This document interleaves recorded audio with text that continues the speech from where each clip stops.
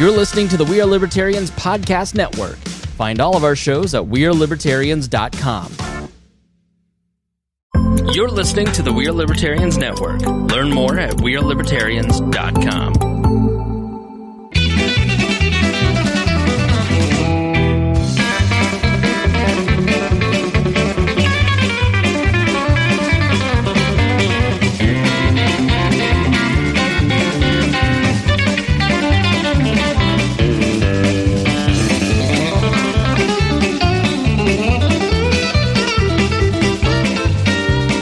Welcome to the Boss Hog of Liberty podcast. This is episode number 240 of East Central's favorite podcast. Jeremiah Morrell here.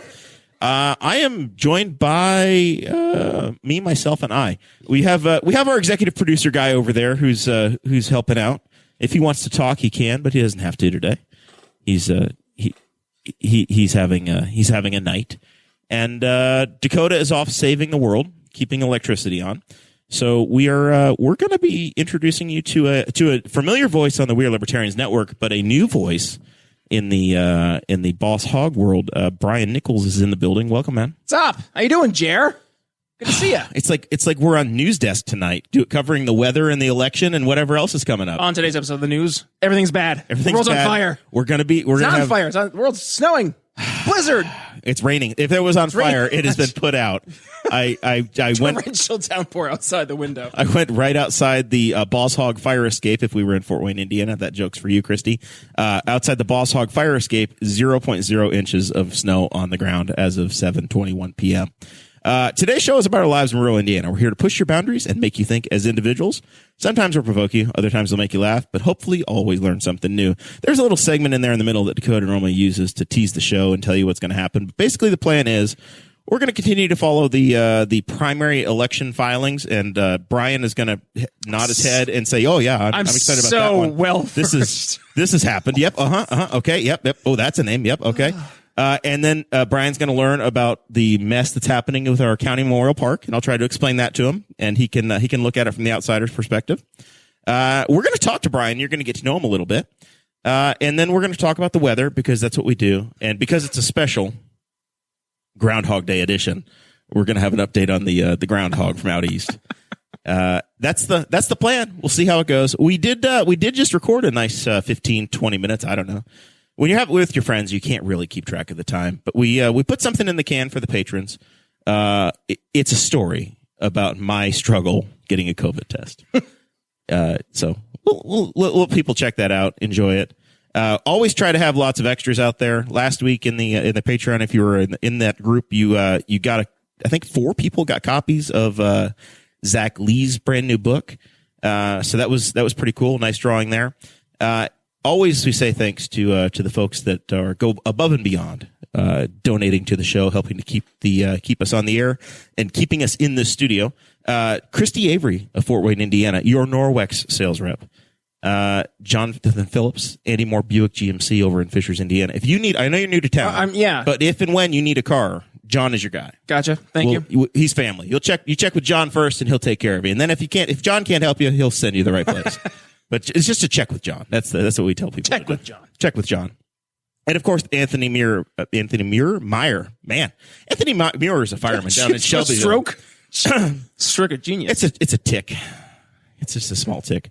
Purdue 27, Minnesota 16. That's what I do. I give them scores when something's going wrong. I was wondering what that TV was for, and I was in here looking around the other day. Yeah, we observe. Normally it's Thursday night, and we got football on in here. Okay. So it's so we can observe. I embrace that. Yeah, There'll be a football game on, maybe some NCAA basketball. It's whatever's going on. It's just so we can check over. I really gotta get like in this whole basketball thing, huh? Oh yeah. Okay. I've told you I've got a copy of Hoosiers on the way for you. Yep. That's like number one. It was an important week.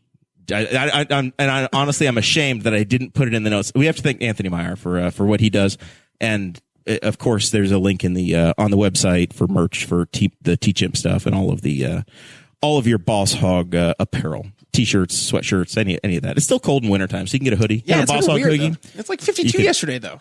Yeah, I was in Lexington, Kentucky yesterday, 62 degrees. It was spring down there. And then I came back up to 0 inches of snow. Yep. So it was the 92nd birthday for Gene Hackman. And Gene Hackman is a local legend because he was the coach in Hoosiers when the movie was filmed here in the 80s. Okay. And you'll know. Eventually you're going to know this, and you're going to embrace it. You're going to go to the gym, you're going to think the whole thing is great. But now he's just got this puzzled look at me going, no, I'm learning so much. I just didn't know. Yeah. Like I'm from the Northeast. Dennis Hopper, Gene Hackman, Barbara Hershey. The chat room can tell me some other names that I'm forgetting here, but it's based on a true story of this basketball team in the 1950s. It was high school basketball. And I think it was the 1954 Milan team that they followed, which is Milan's a little mapped out of a town on just off I-74 on the way to Cincinnati. And it follows they are fictionalized as the Hickory somethings. Huskers. Checking local listings if anybody wants to drop that in the chat. Yeah. Yep. See, Matt Sousa, great movie. Good movie. Great movie. One of the best. And the court is good for fat guys because it's a short court. So you can still go. They still play basketball there all the time. Christy wants to know, wasn't this required during research before you moved here, watching Hoosiers? In the 4 months before I moved here, there was a lot of other things that kind of took priority a little bit. So no, that'll be on the TBD list. It'll be on the exit interview. If we ever let you leave the state, we're going to have you pass your basketball quiz. History Huskers. I know the biggest indoor basketball court, high school basketball court. The largest and finest is Newcastle. Newcastle High School. I learned that. Yeah. That's something I know. It's right next to the Basketball Hall of Fame. Before. I know it now. Been here a week and a half, and I'm already an expert. There you go. You're getting there. So yeah, we do basketball tourism, man. Got all kinds of old cool gyms. We've had a lot of the high schools have consolidated down, but the gyms are still out there. So Spiceland, where Dakota's place, Spiceland, Indiana, still has a cool old gym there too. So, all right. With that, we have. I'm checking the chat here. This is Boss Hog Gym Talk. This is Gym. We go everywhere. We do it all. Next week's amphitheaters. It's gonna be great. Man, Rushville's got a nice one. I'll tell you what. Rushville's got a beautiful amphitheater. The Deer Creek Verizon Wireless Clips Music Center. Oh man, we got a lot of. I just nudged the boulder. Yeah, That's all it took. Dude, you press any button on the jukebox, we can go. I am ready to go. Well, my last name is Nichols, so there we go. Just Nichols, quarters, dimes. There you go. Yep. So breaking news. Friend of the show, patron of the show, Chad Malacote, currently the county councilman for District 2 in Henry County. We have 4 districts, so Chad actually Clay Morgan was the District 1 rep. Clay, help me move in. I'm sorry, he's at large. So there's 3 at large. Yeah. So Chad Malacote, District 2 rep. He may be yours where you live. He had filed to run for re-election and withdrew his name from the ballot. He's got some family stuff going, a daughter that's going to school, another family member that's starting to need some additional care. So he says, I'm not going to run any longer. So he withdrew from the ballot last Friday. He was the only Republican candidate at that time. So we've seen some changes now. And Jackie Brown, an unknown Republican, I don't think has a political history. Jackie has filed, it appears as of yesterday, going to be seeking that office. We'll see if that name sticks. A quick Google search says that Jackie has a checkered past in the community. So we'll see if that happens or if there's another one that comes on there. But just that if that happens, if that one goes down, then it is going to be an entertaining race against Melanie Wright. By the way, if you are a patron, you do get the show notes emailed to you and the full breakdown of everybody that's on the ballot as from our running totals so far are there. So that race is right now set to be Jackie Brown as a Republican and Melanie Wright as a Democrat. People have until Friday at noon to file to get on the ballot or to come off the ballot if they've changed their mind.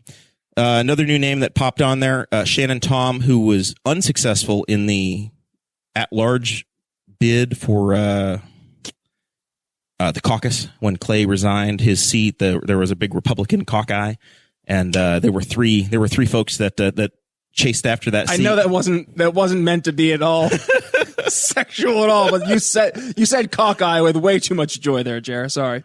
We have fun here. We do have fun here. I'm learning that. So listen, it's serious stuff, but if you expect me, and the audience knows this, if anybody expects us to give you the line by line of candidates without having fun, shoot us now. It's impossible.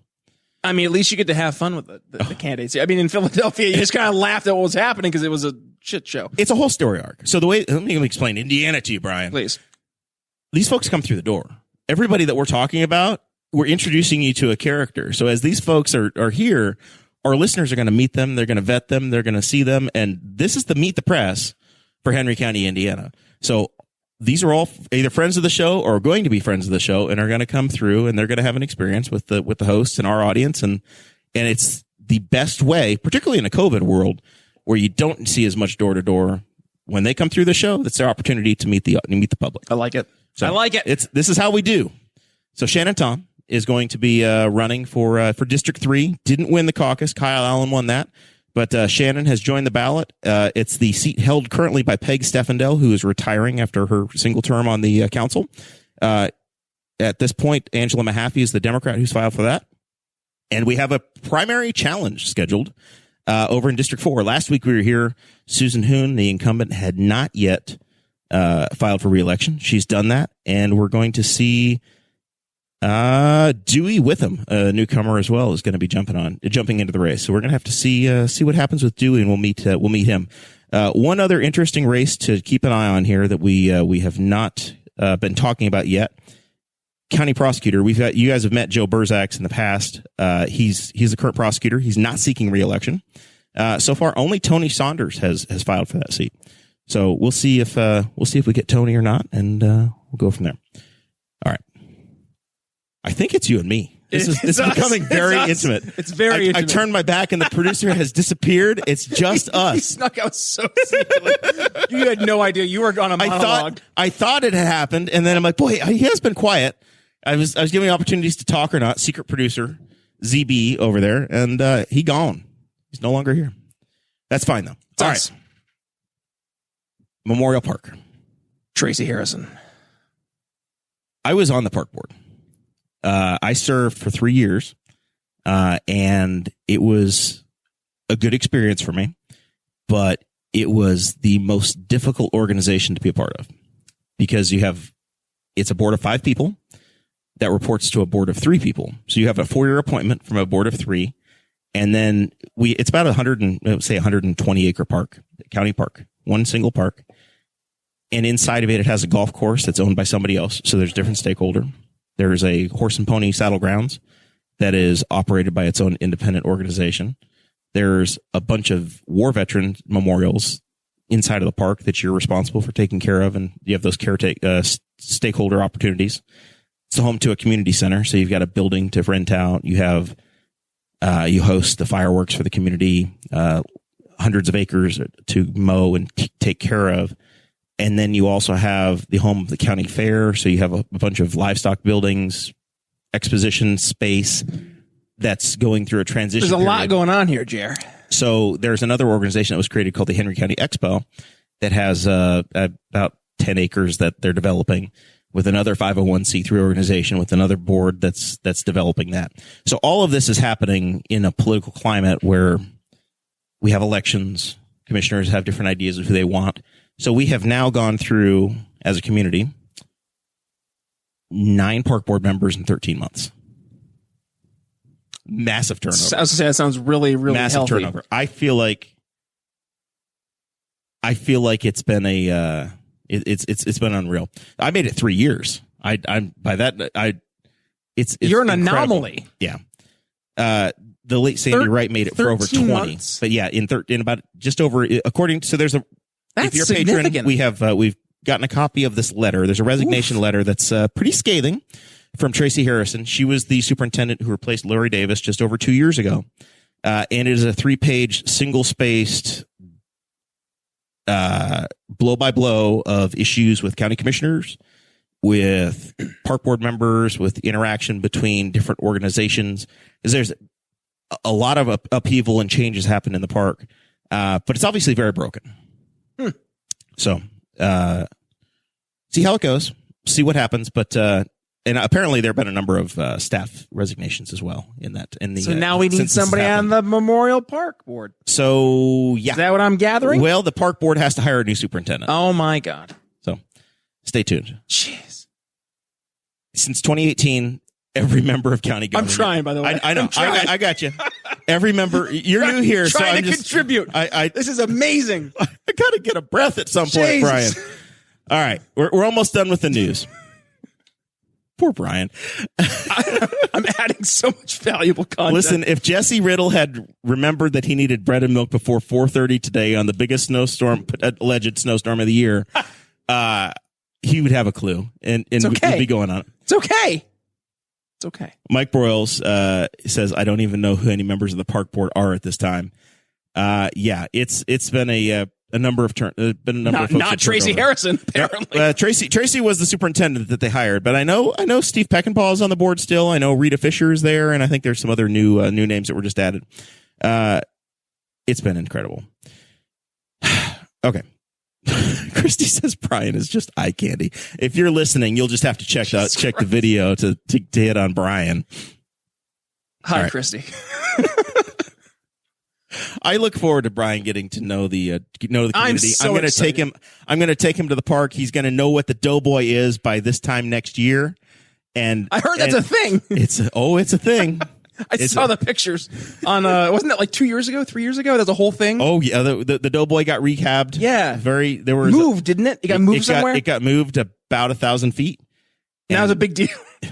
Brian, there are a number of third rails of politics in this town, and I'm going to tell you about them right now. We fight about land use. Solar farms, wind farms, don't touch them, they're political death. Statues, don't touch them, they're political death. There's nothing safe. I'll take that, though, over living in Philadelphia. and just, I mean, it's a joke. I mean, Philly's truly a joke at this point. When I was leaving, like you just see everybody is so, I don't know if depressed is the right word, but there is no sense of optimism, no sense of hope. There's no ability to plan anything because everything is constantly up in the air. So like, sounding very familiar, Brian. I think but then multiply it on like a scale of like, instead of thousands, it's millions and billions. Yeah. Sucks. Since 2018, the voters of this community have sent a very strong message that they wanted to change away from the certain government that they had. And they wanted to make a difference. They wanted to change. And they've chosen what has essentially been an anti-wind, anti-energy. See, I didn't know that policy. was a big deal. Like out here, that was shocking. That was the single issue since 2018, and all of county government has now reset. And this is the way that it's being governed now is what the voters picked. So my mantra for 2022 is that you get the government you deserve. The community picked. Well, that's H.L. Mencken right there. This is what you get. Democracy is the theory that the average person will get what they want, good and hard. This is exactly where we are. Oh, you get I think that's indicative on society. You get the government you deserve. You picked this. You signed up for it. You know the thing. And we're here to document it. Amen. All right. So with that, we're going to welcome Brian Nichols in studio. Brian has hosted the Brian Nichols Show since 2018. Is that accurate on the We Are Libertarians Network? Yep. So if you listen to the show, obviously you know that we're both. There are promos are in the network buffers on either side. Brian, we're quite convinced we're family. From St. Lawrence County, New York, originally. Almost certain. Yeah. We're still waiting on the blood testing to come back, but it's obvious. Should be a little bit quicker than the COVID test that you had taken. Yes. Check the Patreon. There you go. There you go. I'm still waiting on the state to let me know if I'm having the baby. I don't know. Am I positive or not? I don't know. So tell us about the Brian Nichols Show, what you do. Obviously, it's a little bit different than giving the play-by-play on local politics, but it still it's very much coming from the Liberty viewpoint. Yes. So my show, to your point, started in January of 2018. So we're starting year 5, which is crazy. And the show originally started out much like your average. Check the microphone. Mine says established 2017, so we're. You're definitely. We're just a little. You're older. Definitely the senior show. Well, I'm 10 years older. That too. So yeah, age before beauty. So in that case, Christy's not hitting. I was gonna say Christy's not here yet. So I'm gonna be good. So no, back in 2018, started the show. It was much like your average Liberty podcast. I'd have people on the show, interview. Mostly it was libertarians, but I would have some friends from college and people who were kind of like in this squishy middle. They were more exploring different ideas. And I myself, I was more new into this world of not just liberty, but libertarianism. Candidly, it was finding podcasts like We Are Libertarians, which ultimately I think is the launching off point of me moving out here. Fast forward like 5 years, 6 years later when I first found the podcast. But as I started to go down this, did you ever think find a podcast 6 years later you've moved? But you know what's funny? And before I go, honestly, I listened to, and this is way back. This is like Chris, Greg, the entire old crew, and I was like, it almost felt like an extension of my friends. Yeah. And I think we all kind of feel that sometimes when we listen to podcasts, like this feels like my friends, but it really felt like this is my, friends / family. These are my people. This is my group. This is my tribe. And I kind of always imagined what would it be like to be around people like the people, that people actually believed and cared about the things that you do, but also that have similar goals. And then it's just kind of self-propelled. So no, did I ever think this would happen in real life? No, in my wildest dreams, maybe, but here we are. And going back to 2018, that was kind of the niche was just, I was going to be like everybody else, just do the interview, do a conversation, talk about how awesome our ideas are, round table in some cases. And I did that for 2.5, 3 years. And I got to the point where I wasn't finding I was enjoying it as much, but not so much because of what I was doing, but because I felt I was blending in with everybody else. I just felt like it was another interview show. So I'm a sales executive for my day job. I mentioned this back in the Patreon. Boy, executive is such a ballsy term. Do you wear a top hat and monocle and shit? Every now and then. How does that work? It only depends on who you're talking to. Okay. Yeah. The higher levels. You have to dress dress so for the account you're solution selling. Exactly. Yeah. Absolutely. So if they're wearing top hats and monocles, then goddamn, you're going to do it too. Yeah. It's like the episode of The Office when Jim and Dwight would do the sales together, and whatever they go to a motorcycle dealership, they're both wearing the leather jackets. Yeah. Same idea. Yeah. But I'm a sales exec in telecom, cybersecurity solutions, and I led a sales team for about 3 years at that point, and doing the sales coaching training. That's something I really, really enjoyed. And I saw that there was a greater need in the liberty movement to be able to stop talking about our ideas as how great they are and take it a step forward to reach somebody who's outside of our liberty world and sell them on the ideas of liberty through the applications of the solutions that we bring to the table. So at that point, I really made a hard switch for the show.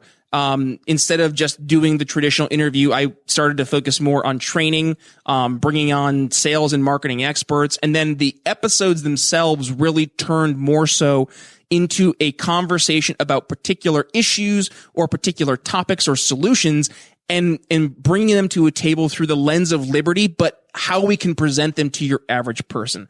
One of the things I talk about in my show is meeting people where they're at on the issues they care about, because at the end of the day, we have a lot of issues in the greater liberty movement that we are so passionate about. And the reason we're so passionate about it is because in many cases, these ideas were so new and so revolutionary to us in the way that we approach not just our way of thinking in politics, but our way of life in many cases, that we want other people to know about it and care about it as much as we do. But we forget that the reason that we got into liberty, it's likely not the same reason that they got into liberty. So when we're going out and we're talking about the things that we're super excited about, to them, it's kind of white noise. So being able to, instead of doing that, articulate how we can effectively talk to people when they're entering in, or when we're entering into the conversations, and making sure we're listening to what they're talking about. And instead of just pushing our ideas and good ideaing people to death, actually helping show that there are real tangible solutions out there that are really, they're not pie in the sky ideas. And this is where it gets tough. So give us an example. The most recent episode or two. What kind of things have you who's been on, or what of the what real world applications were there? Absolutely. So I'll give you a couple of real life examples. So one of the top conversations across the country right now is school choice. So I had Corey DeAngelis on the program, and we talked about the value of presenting school choice as a solution to folks for better quality education, both on the left and the right. So we almost overcame the objections that would be presented to anybody from the left, more in like the pro public school, government schooling camp, but also any objections that might come from more of your rural areas that really, like, you know how the North Country is in northern New York. You have almost like this familial tie to your local school. It becomes a part of the family, right? Very much here in Indiana as well. Exactly. Largest and finest high school. Jim, right? That's right. The Newcastle Trojans. It's athletics and your school corporation very much. So how do you sell school choice, right, to people who have that emotional tie? And right there, that's where we sometimes fail, is that emotional aspect, is being able to overcome that. So having people like Corey on the show to not only talk about how to overcome those common objections, but how to reframe the way we talk about these issues, how to make sure we're actually talking in the lens of actually focusing on solutions versus focusing on the features, the benefits, the good idea stuff. Right. Even a more recent episode here, as we're recording here on Wednesday, yesterday's episode that aired, it was another episode from Sell Liberty, which is an iteration of the program. Jeremy Todd, he's a good friend of mine, is the host for that, and he would have different people who are either noted folks in the sales world or in the Liberty world and focus on selling the ideas, but more from a political lens. And yesterday, and he's also a sales pro for his day job. So we sat down, we talked about framing in general, the idea of framing. So for example, we're on a desert island. My bottle of water that's usually worth $1.25 suddenly has a lot more tangible value. Exactly. But also how, when you're selling it, can you reframe that based on who you're talking to? The confines that we present our solutions. So it really takes the ideas and it turns it away from just the value of the idea itself, and more so to the actual outcome that value will bring to the table. And then there's other people. I've had shows overtly non-political. I had a gentleman on my show, Tim Wackel. He's one of the best sales gurus out there. And the show, I think we maybe talked about politics once, and it was because he actually just said, I think your audience would like because of politics, but otherwise there was zero talk of politics, but more so just talking about how to ask great questions. So it's really focusing on where we're weak. And I think that maybe sometimes is where libertarians have not wanted to take the extra step, is to address the areas that we're weak. And I feel pretty confident right now that we're on the right path, because we're seeing other organizations out there. And I say organizations, I'm thinking like Tom Woods, for example. Just today, I think it was, launched his new school of some sorts that he's doing for like self-improvement. So you're seeing other noted folks in the liberty movement starting to take this approach of, let's stop talking about being right and winning arguments. Putting applications forward. Yeah, let's start trying to actually meet people on the issues they care about and actually build these solutions. So that's the show. That's the show. Tell me about your hatred for Philadelphia. What has gone so wrong that you said, packing up the family and moving to Beverly Hills, Indiana? Jer, it was 6.5 years I've been in Philadelphia. I never thought, so rewind to the people who don't know, or at least aren't familiar with the North Country. Middle of nowhere, New York is where we're essentially from. Mo Morrell is watching from rainy, icy, snowy Messina right now. There you go. Yeah. So we have North Country listeners as well. As far north as you can go, pretty much, without being in Canada. And I was never, ever, drawn towards the city. I never thought that was something I would want to do. As a matter of fact, like, just being around lots of people was just like, I don't like it. So my wife and I were dating at the time, and she went to Temple. Or she was going to Temple for her master's, and we moved in together. That's the school Bill Cosby got his start. That's the one. Yeah. That's the one. We're just gonna leave that there. I used to work right next to where his jail was, up in Norristown, by the way. Fun fact. So anyways, I moved down to Philadelphia. Like I said, you push the button and I just have something every damn one. Yep. I gotcha.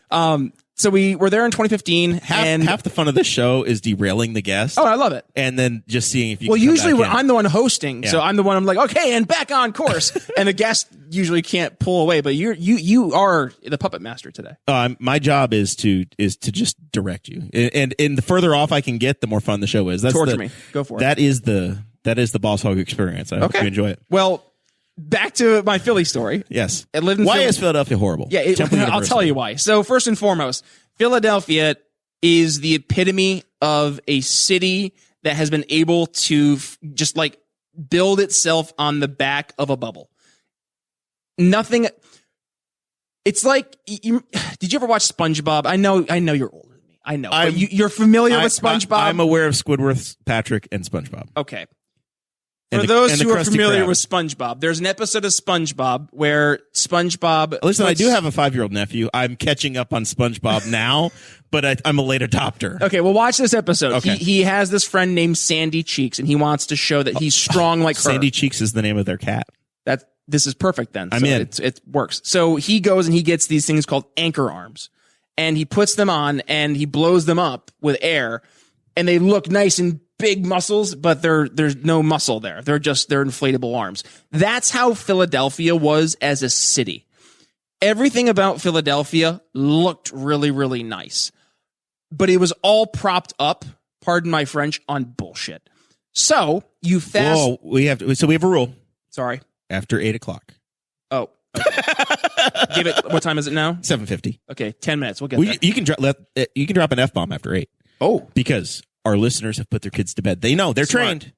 BS. Kirsten Kronk will have the kids in bed by 8. And, Sorry, Kirsten. and so it's just this is Noted. Brian's new here. I'm learning. He's learning the local trades and customs. I'm learning. I'm So from the Philadelphia- Northeast. Philadelphia, full of BS. Always. Okay. Yes. And so But they do have a love sculpture. That's true. That was a whole other thing too. Like that just blew my mind. We'll go there in a second. But anyways, then COVID hit, right? And COVID exposed everything. You couldn't put lipstick on the pig anymore. All the little things that you would have as kind of like to like drag you along, like, yeah, you're living in the city and it kind of sucks, right? Because it's like a gross city. There's lots of violence and there's an increase in murders and homicides. But hey, go hang out at the beer garden with your friends, right? Hey, go hang out at the sporting event with your coworkers. Right. Go do the thing, whatever it may be. Go to the bleachers. Go to the bleachers. That's right. And enjoy the music. Jeremiah asks. I'm told that it's a big tourist band in Philadelphia. No, that's not the case at all. I swear to God, you would know it. You would hear like 3 or 4 of their songs. You'd know who they are. Please, yeah, like look up Roller Coaster. Or I immediately started typing in the Belchers. the Belchers. Yeah, the Bleachers. Roller Coaster. I don't know. They're from Bergenfield, New Jersey. Roller Coaster. Could you hum a bar or two for me?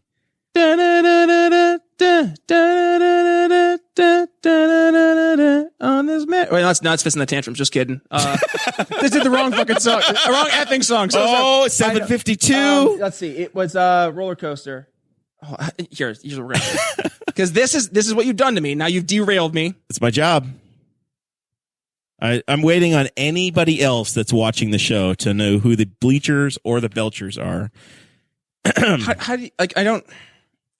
You really don't know the Bleachers. I am.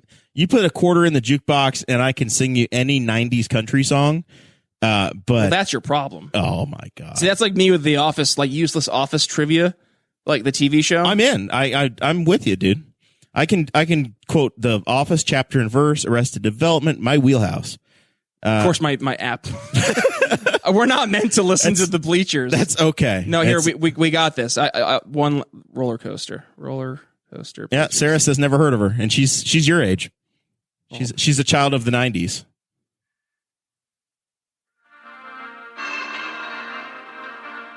This just sounds like some YouTube music that somebody plays in the background that was free. No, I have literally no Okay. idea. I don't know. there are a lot. Zach says a producer. I want to get better. I want to get better. I didn't know. No. Okay. Now you've offended Morrell. She says, now, Brian, we're not from a little place in nowhere. We're from Messina, where great people come from, just like Jeremiah. You need to call time out before we get back to the Bleacher story. Where are you from in St. Lawrence Okay, County? yeah, I was so that gonna Mo say calms down? let's preface how when I say I'm from the middle of nowhere, so I'm actually from a place, believe it or not, that's smaller than Messina.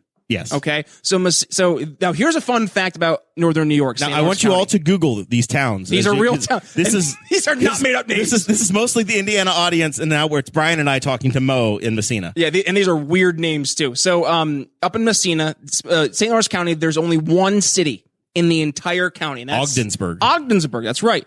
And I think the last census, they were just shy of 10,000 people. It's the size of Rushville here, for those of you keeping track in East Central Indiana. Now, Messina is actually bigger than Ogdensburg population-wise. But it's a village and or a town, There's depending a reason upon what to you that, look too. at. They did that on purpose. And I'm going back to, this is like Brian being a 7-year-old kid in the car when a dad was a legislator and hearing these things secondhand. By 99.9% certain, it was because they used to have the GM plant and a lot of other plants up there. Yep. For Reynolds, manufacturing. Alcoa, General Motors. And used to have. They were all there when I was a boy, but when Brian came along, they were all gone. Yeah, they all got nuked. Keeping it Thanks, as NAFTA. a village, I think, did something with the taxes. Probably. Because they didn't have to give a certain percent to the state. It was a whole thing. I remember it was a whole thing. But anyways, my city on where I used to live was Ogdensburg, but I wasn't in Ogdensburg. I wasn't actually in the city. You can take a commercial jet into Ogdensburg. It's a big town. Big time. At our international airport that flies to Canada, which is 5 minutes across the border. You can fly direct to DC. I think you actually you can. Yeah. And that's new. That's relatively new. So I went to Hewelton, though. Hewelton is where I went to school, and I lived in the hamlet of Galilee. Well, aren't you like Christ? What's the... In the town of Oswegatchie. Town of Oswegatchie. So in Indiana, what we call towns in New York are like townships here. Yes. And then you would have a town, which is a village. Correct. In New York State. Correct, yeah. Or cities are cities. That term matches, but then towns are random. Hamlets are like towns here. Right. We don't have the difference between the two. Yeah. Hamlet is like the subsection of the township. Yeah. Yeah. So how many people lived in Hewelton? Hewelton? I want to say 700. 700 people. You know what? I could be wrong. I think it's gone down. Hewelton. I'm going to say Hewelton is probably on par with Sulphur Springs, Indiana. Sulphur Springs, maybe Middletown, but I think it's probably more like Sulphur Springs.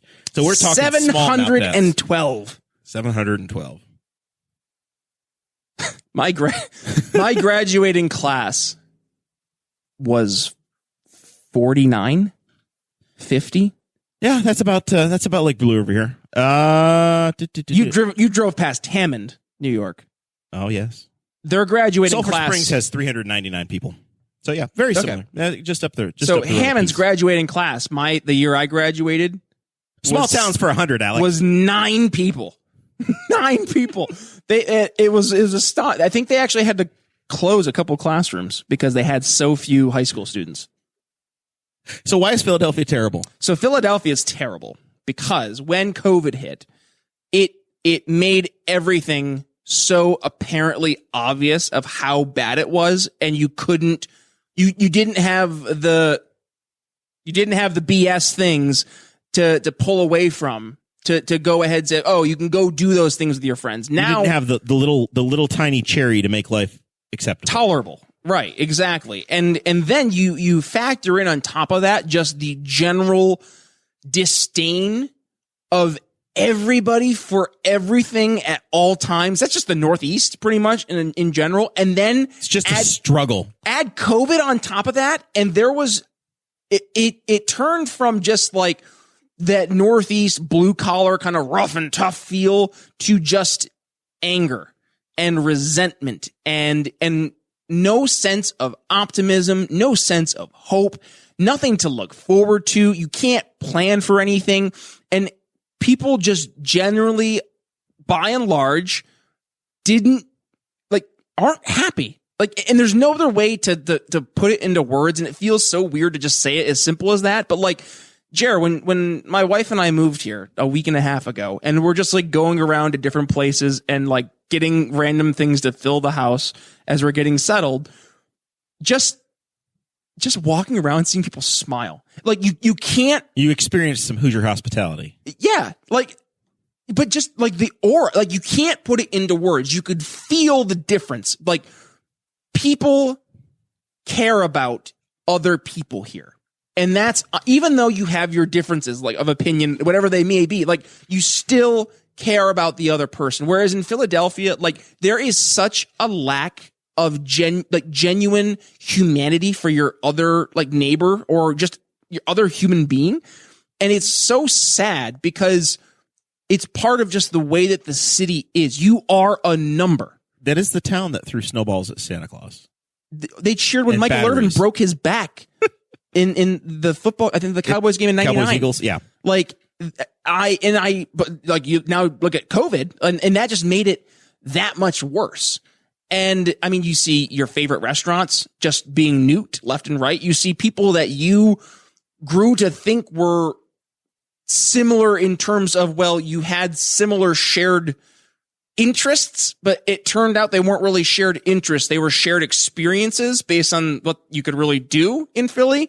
But then when like you saw, you know, the S hit the fan and you were like, oh, it's after 8. When the shit hit the fan, Jer, and you tried to go ahead and like have conversations like, wow, this is a little much, right? Like then you were told that you were trying to kill grandma. Now I know we all had to go through the whole you're killing grandma phase, right? But like that killing grandma phase is still happening in Philadelphia. And like I don't think that part got conveyed enough because I mean the group chats. I had to take a step back because I had to realize the context. Everybody's experience was different. So different. Because when you had a lockdown in the community, a quote unquote lockdown, when there were severe restrictions in Indiana, they were probably on par with what Los Angeles is still experiencing today. We were not anywhere close to the thumb on the people as what the major cities experience. I mean, Jared, there still are like organizations that have not gotten back to 50% of what they were in February 2020. And a lot of it is entirely due to, there's two things. One, this collective groupthink struggle bus mentality that we have to stick to this narrative. And then B, that the government policies are so archaic to unwind and reverse that they're you know, in many cases 6 to 8 weeks behind what's actually happening. So let's say, I'm not trying to go into a whole mask argument, right? But like, let's just say, Morrell, there we go. You've redeemed yourself. She also grew up in Hubleton. Perfect. There we go. So she knows the whole Van Heuvel story, Pickens General, all that fun stuff. Where the heck were we even going with there?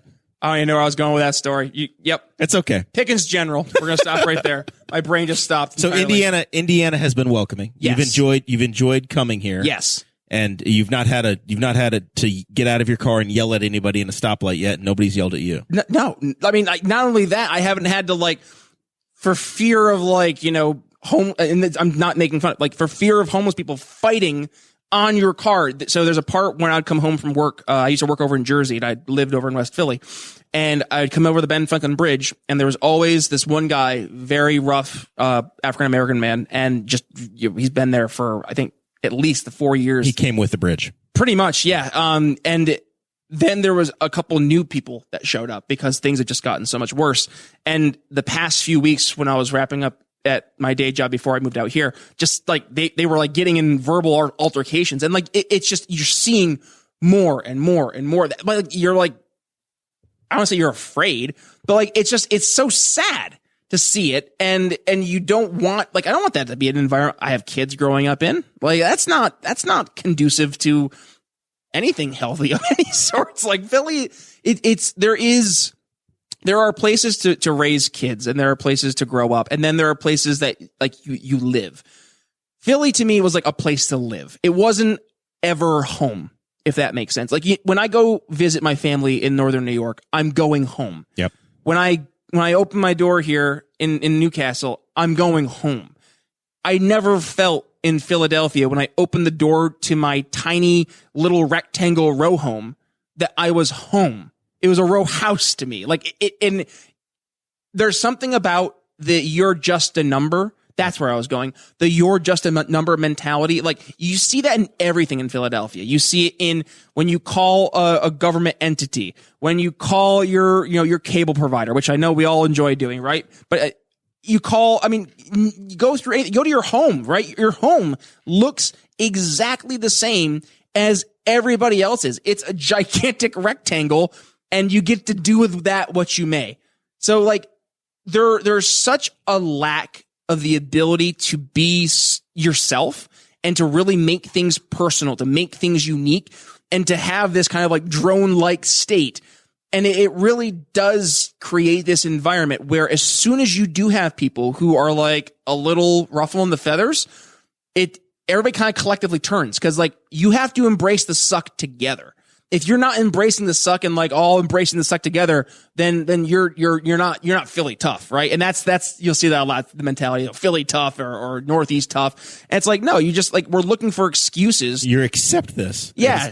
And like you're rationalizing. It's almost like Stockholm syndrome. It's like, we're going to make it make sense to why we were, the way we are, why we're so jaded and cynical all the time and just hate life. You won't feel like a number here. I'm already noticing that. You'll be able to get a personal answer from anybody about anything. Oh yeah. And you can work it out.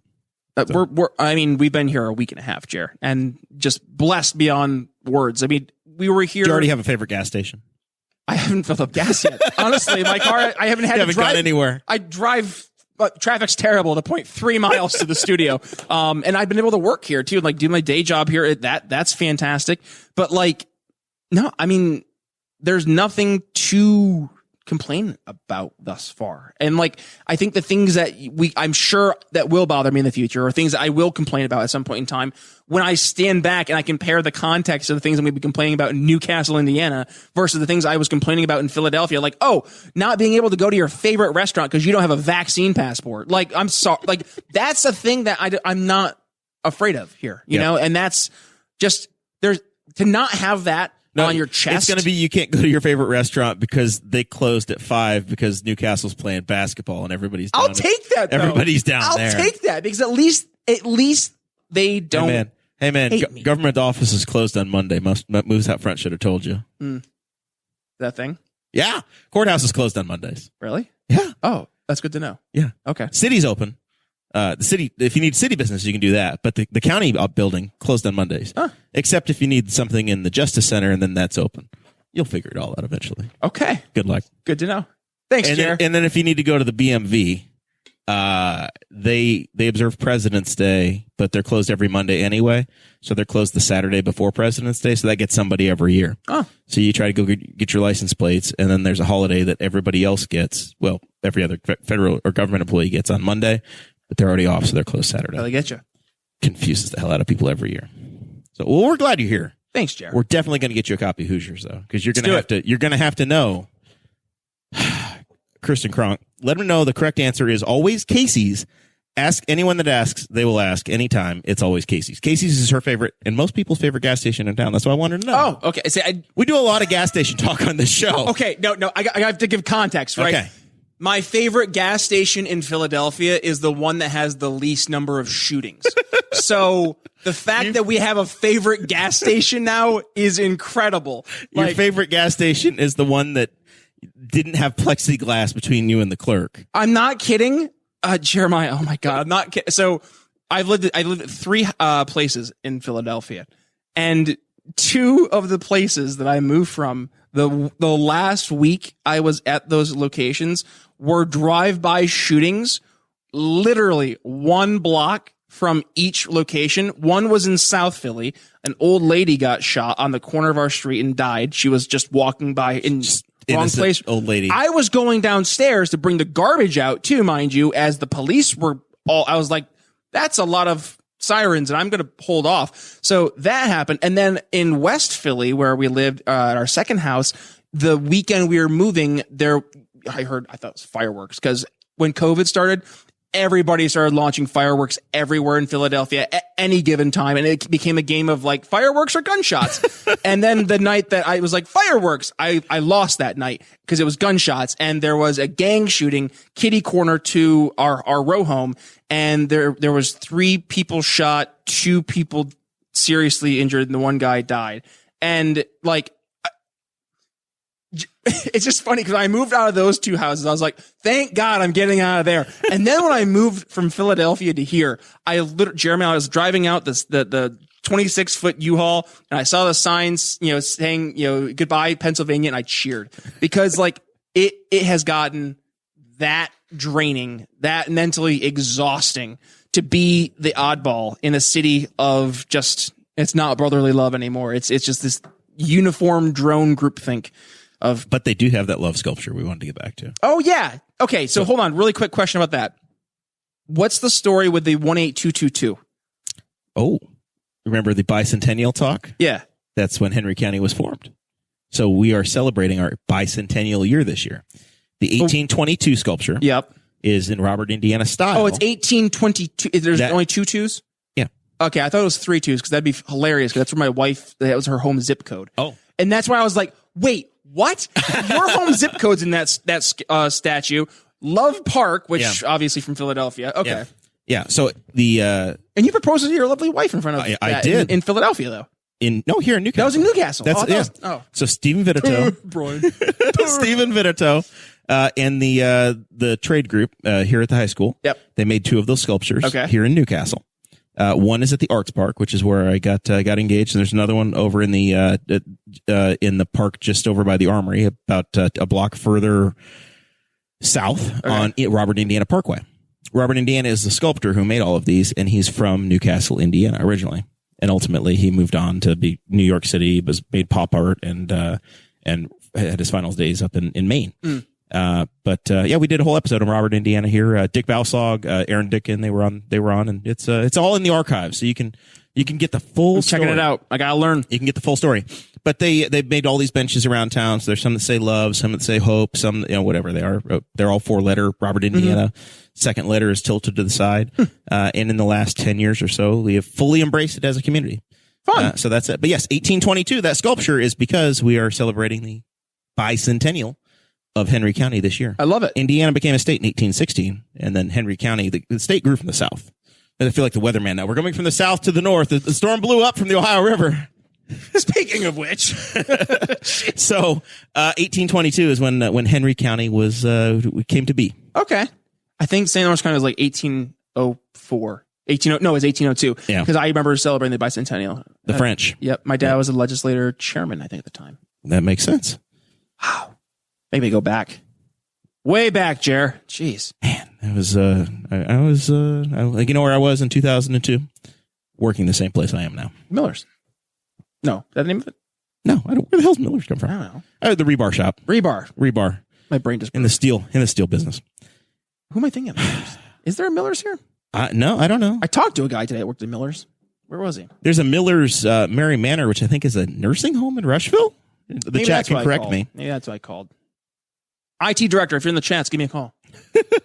I'm actually pretty sure it's where I may have called. There are a number of people reminding us that Casey's is the safest gas station in the state because that is where all of the police meet up.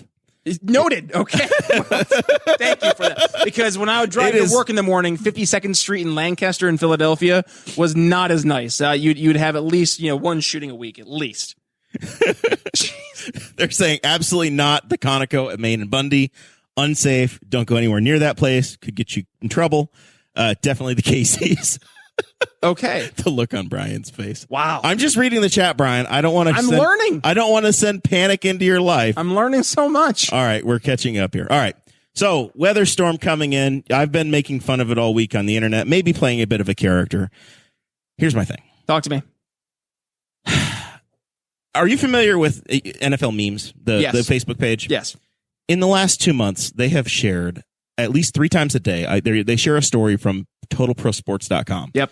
Which is clickbait trash. Hate it, and it spams your browser. When you exit out of it, it brings you to a different page. Yeah. So and it is usually, it's always incendiary clickbait of this means this one thing because we read this one tweet about from this one guy, and I've determined that it's the National Enquirer of tabloid news of sports on the internet. So I unfollowed NFL memes. This week over it, I'm like, I'm done. And then I had the epiphany of that these damn online weathermen, every local town has got 3 or 4 regional weather whatevers that aren't like I'm going to sound like the crotchety old guy. Do it. They're not the mainstream media, like the Channel 8, the Channel 4, the Fox 59, whatever guy. They're the internet weather guy, and they only exist to get clicks. Yep. So they have the same models the other people do. And the adults in the room usually take another day or two to give a storm prediction.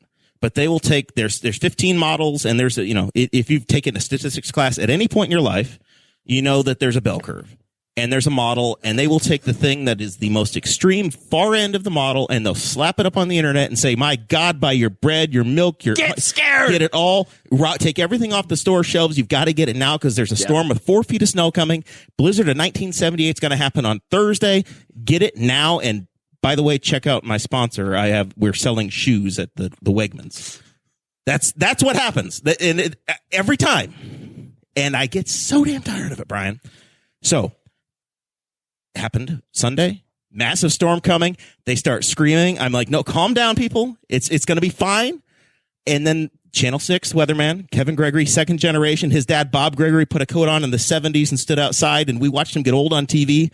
His son went to ABC, and now he's the old guy, Kevin Gregory. Been on TV as long as I've been here, and his dad was here 20 years before that. He said there's going to be 2 to 4 inches here. And I said, I'm going to buy in with Kevin Gregory. Calm down. It's only going to be 2 inches of snow. It'll be okay. We haven't opened the door yet, but I think there's still no snow outside. Yeah.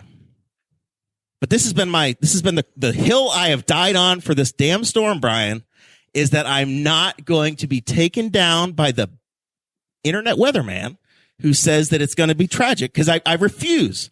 I unfollowed NFL memes because of this bullshit totalprosports.com, and that's what the internet weathermen are now. And wow. I know you don't have hard feelings about local weather channels yet in Indiana because you just got here. But I want your opinion because I value it. See, is it? And my wife tells me that they're no Brian Wilkes, who's the Fox 59 weather guy. Okay, so my local up northern New York weather guy. So I had Rick DeFranco on Channel 7. Channel 7, that's right. Jesus. CBS. God. Rick DeFranco, good family friend. He actually, he's lived like right down the road. Dude, I'm telling you, put a quarter in and I can go. Oh, I know. Well, now or a nickel in. Well, Rick was always good. Like he was always spot on, very much like this gentleman you were just speaking of. And like I really haven't. I don't know, man. I haven't. This sounds so bad. Being in Philadelphia, you kind of just get. I don't know. I've never really gotten my news from TV. Yeah. Or from like local, like Philly does. I haven't watched these people on local news, but you follow their Facebook page. That little check mark verified. You can trust me. It's like Tommy Boy, right? Yeah. I'll put a little guarantee on the box. There's a check mark by the guy, so I'm going to trust him. I'm all in with Randy Ollis or who else have we got in town? Kevin Gregory, Brian Wilkes. Dad says Danny Burgess. I don't know where the hell Danny maybe Burgess I'm just am I one of those? But maybe in Philadelphia millennials? you didn't get the connection to the town. But I also think maybe I'm just a millennial. Like this is what I do. I go to my phone. You refresh the weather app. I go to WeatherBug if my phone. Like I go to WeatherBug and it tells me today that I'm gonna have snow. Like and that's my weather. That's like, it. That's all you need. And I know I'm supposed to like support local, and I have to get better. And maybe you're right, because I didn't have that emotional connection to Philly. Like I actually said this to my wife. I can't tell you the last time I sat down and watched the weather on TV. That's not my move. But I will look at the maps and the reports that are coming from the local weather. See, when we moved out here, we were the car trip. I actually said that. I sound such a dork. I was like, I am so excited to support local like shops and local like restaurants. You came here and you're like, I want to know. I need a local butcher. That was literally in the first 3 sentences. You're like, where do I get my meats? Yes, because I'm just. Which the proper answer is L&K. By the way, when you're in Philly, there is no.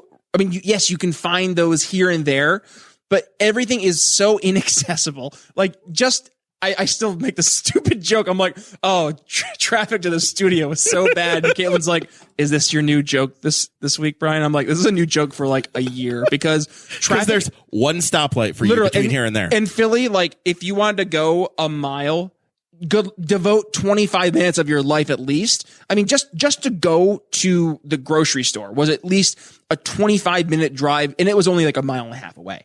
Just because traffic is so terrible there. So the fact that like everything is so accessible here too, it makes it so much easier to want to be a part of things versus just not being able to be in, like, you'd have to like invest an entire day trip just to go to South Philly and spend the day to do things. And even then it's like you can only do so much because you're confined to that one little tiny area. Whereas here it's like, oh, hop in the car, another quick, half a mile drive, another quick half mile drive, and you can go and support like 5 local, businesses or 5 local sellers or shops, whatever it may be. Everything you need is here, right? Yeah, so you can easily find. You got a local florist. You need a local florist. You got one. You need a farm stand. You've got one. You want to go have a fancy frou-frou coffee or tea. You got like 4 choices in town. You've still got all those options, but they're just not the mainstream name that you might know. Yep. We had a Starbucks and it didn't survive the recession. It's a pharmacy now. Okay, well, and you know what? But that you have a Cafe Royal. But we have Cafe Royal and we have Jack's Donuts, which if you've not been in Jack's Donuts yet, I know you can't do the flour, but they have a fantastic coffee bar. I think Caitlin maybe did. I don't know. It's next to the Dairy Queen. We have a Dairy Queen? We do. It's owned by the mayor. Oh my God. Give you a blizzard. It's closed right now. So my dad comes to visit. That's like one of his favorite things is a blizzard. So the Dairy Queen in Canton, New York got burned down like from an arsonist back 2 years ago, and he didn't have blizzards for like a year and a half, and it was like heartbreaking. So when he comes to visit, he'll have something to look forward to. We've got that one, and if he comes in the wintertime, he can go to Rushville or Muncie, and we got all, or heck, I think even Greenfield has one, an all seasons blizzard. But Newcastle's is like a 60-year-old old school stand outside. There's no indoor anything. It's a walk up Dairy Queen. I love it. Let's go. It's it's a brazier? Is that what they're called? If there's terminology. There's a name. There's grill and chills. There's braziers. There's different kinds of what offerings they have at a Dairy Queen, and the chat will help me out here in a minute. But Zach notes that Caitlin's already found the target. Yeah. Oh yeah. That was like on the first initial look of the map. All right. Target vicinity. So no strong weatherman opinions yet. I guess I've never really had a strong opinion about the weather, Jer. I'm going to be real with you. Listen, Brian, we don't have problems here. So you don't have 500 shootings a year. We don't have 500 shootings a year. Yep. We have one every 4 years, and we'll talk about it until the end of time. Okay. And if not, then we're going to argue over how much snow has or hasn't fallen yet. And I really wish we had a see-through door so I could see if there's a snowfall accumulation for Newcastle. Yep, Sarah says it's a brazier. She says it's ice cream and hot dogs only. So there you go. Didn't know it was a thing. Man, you have so much to learn about the Midwest. I guess so. Still haven't had your first Midwest tenderloin? Nope.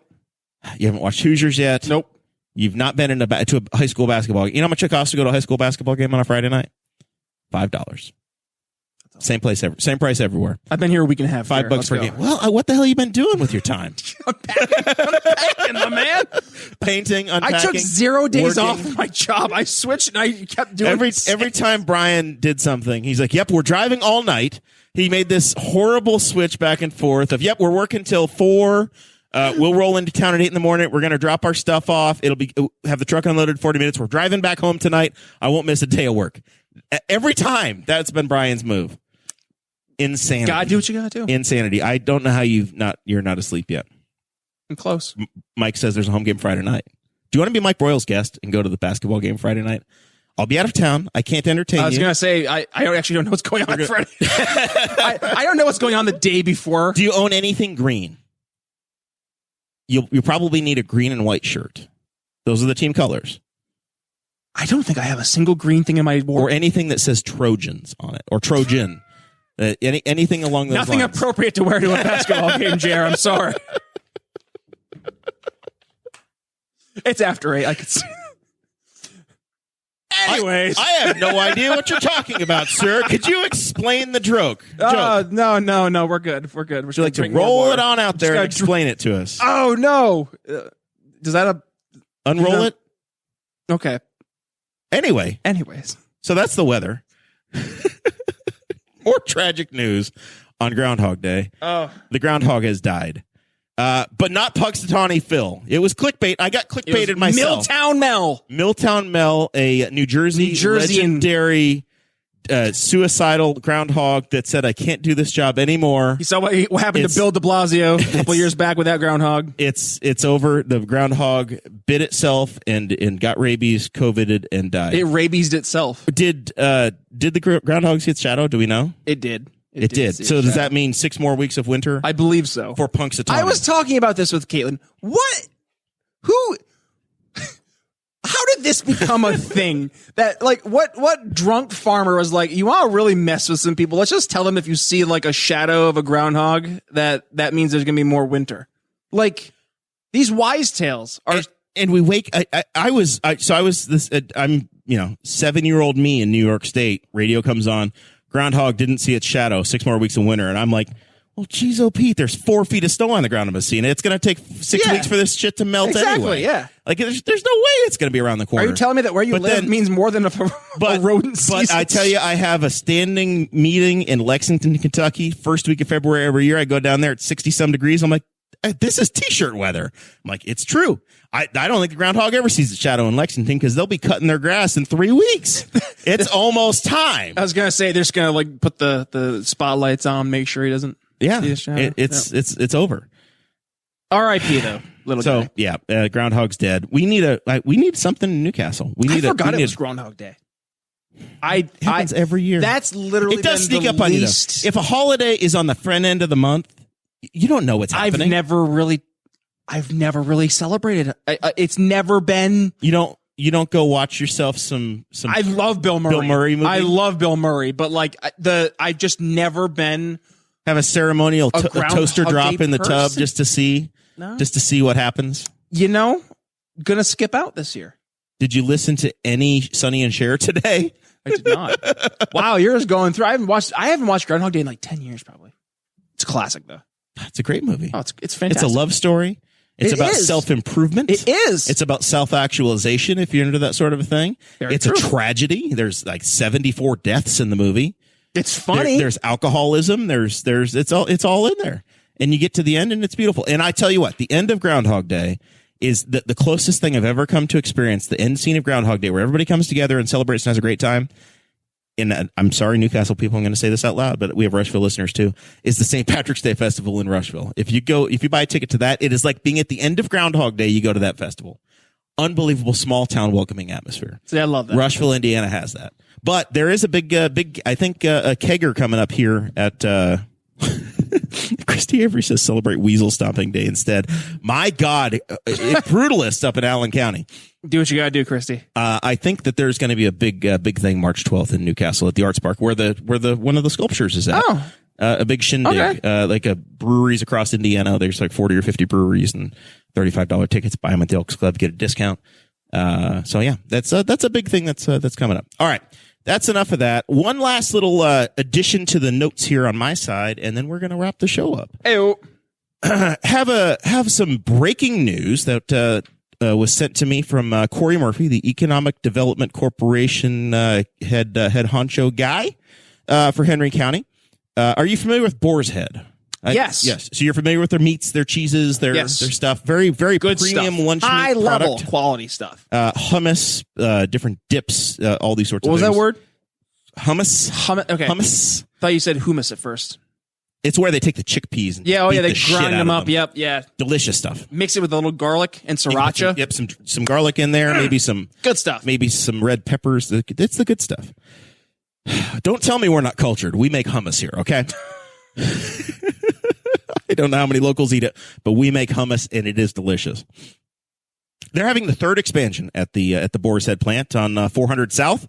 It is going to be a $126 million expansion, $61 million building, which is not a cheap building by any standards. That's a big investment, and $65 million in additional equipment being put in. 136,000 square foot facility. Potentially going to add another 124 jobs in the next 2 years, going to average more than $19 an hour, plus benefits. They're going to have, if that number holds true, and I have no reason to doubt it because they have an excellent track record of adding to it. My very basic fifth grade math from Blue River Valley tells me that that would have been 660 jobs created over there on 400 South. Big for a town of 20,000 people. Yeah. Big deal. And I don't know if you've noticed, but there's a lot of Mopar vehicles, Chrysler vehicles around town. Has anybody? I haven't noticed, but has anybody told you about Chrysler in this town? Mm-hmm. So we had at one time the largest auto factory assembly plant in the world was in Newcastle, the Maxwell car, which eventually became Chrysler Corporation. And Chrysler had somewhere between 3,000 and 4,000 employees in Newcastle. Wow. And the plant has been gone about 15, 20 years. So as some of these new places like TS Tech and Boar's Head have come along, they've started to backfill that. And the town has had a massive recovery. So big deal, big victory for Newcastle and Henry County. Hopefully this all happens and goes through, but, big deal. Big victory that needs to be celebrated. It's not necessarily a new name coming in. But it's a big win for the community. Anytime you get an organization or an entity like expand like that, that's not just an investment, that's a reinvestment. That's huge. Yep. Big stuff. So you have to celebrate. Well done. Have to celebrate the victories as well. Yeah. And that's a big one for the town. All right. So this is the point in the show where we go through, we do final thoughts, we catch up on anything that we might have left out. Okay. Any way to promote your show, any way to follow you, any of that stuff that we forgot. This is where we clean that up. You got anything for me? All right. So follow me on the social medias. So I'm very active on Twitter at B Nichols Liberty. But just to make it easy, so find me on briannicholsshow.com. That's where you can find everything. So links to the show. We have 435 episodes, I think we're at now. My gosh, that's more than one a week. We're like 7 days a week now, Jer. It's insane, it's a lot. Brian. Yeah. So yeah, we're at 435 episodes. It's been a blast, honestly, the past 4 years now going in year 5, where we started, where we are, to see how much we're able to help now change the conversations. It's rewarding just to see that it is making a difference. Also just the resources that we've been trying to create. So over on the Patreon, if people want to go ahead and support us over there, we are also doing our morning sales huddle videos, which I'll talk about in a second, but morning sales huddle, one-on-one coaching for both sales professionals as well as candidates. And then for what I do every single day. So 2 things. Number 1, every single day, Monday through Friday, I will do a morning sales huddle email. I send out an email to my subscribers. I have hundreds of people who subscribe every single morning to hear, number 1, what you can do to be a better sales professional. But number 2, how can we apply that to the world of liberty? Sometimes you're going to see it's overtly political in the morning sales huddle. Sometimes it's overtly non-political and exclusively sales. Sometimes it's a bridge in the marry of the two. And then I also do a video version of that, as I mentioned, for the Patreon. And then I also have a free ebook that's available for folks. It's 4 easy steps you can implement now to help sell liberty to friends and family. You can find that over at briannicholsshow.com. And if you sign up for the morning sales huddle, I'll send that over to you as well as a sign of good faith.